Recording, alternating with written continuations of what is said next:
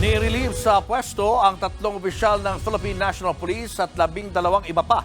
Ito'y para imbestigahan kung may violation ang nangyaring pagsisilbi ng arrest warrant sa ilang ari-arian ni Pastor Apollo Quiboloy sa Davao City. Nasa frontline ng balitang yan si Gerard de la Peña. Tinanggal sa pwesto ang ilang opisyal ng Philippine National Police na may kinalaman sa ginawang raid sa ilang ari-arian ni Pastor Apollo Quiboloy sa Davao City noong Lunes.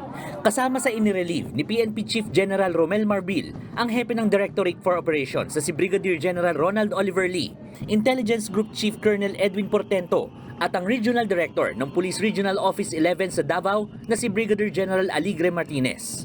Ito ay para bigyang daan ang investigasyon kung may nalabag sa Standard Operating Procedure ang paghahain ng search at arrest warrant sa ilang ari-arian ng Kingdom of Jesus Christ noong Lunes. The Directorate for Operation was involved, I understand, during the planning and deployment po ng troops. Siya po ang naggiya po pagdating po sa sino-sino pong mga PNP units po ang i-deploy po sa ibang mga senior officers po na relieved.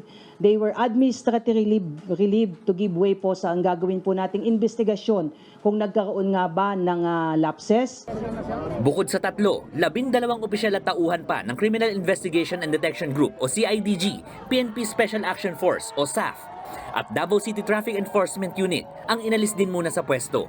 Maaari pa pong masundan po ito dahil sa ngayon po ay inaalam pa po at iniimbestigahan nga sino-sino po ba ang nagkaroon po ng participation doon po sa service of warrant.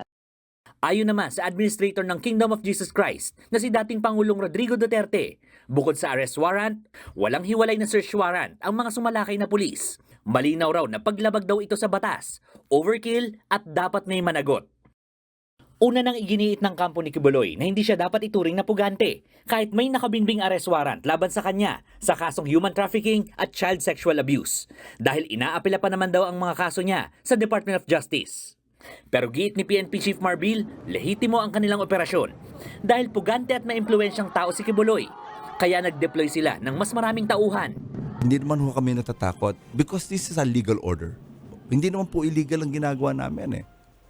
Ito naman po yung ginagawa namin sa lahat ng mga taong fugitive of the law. Let us respect our law.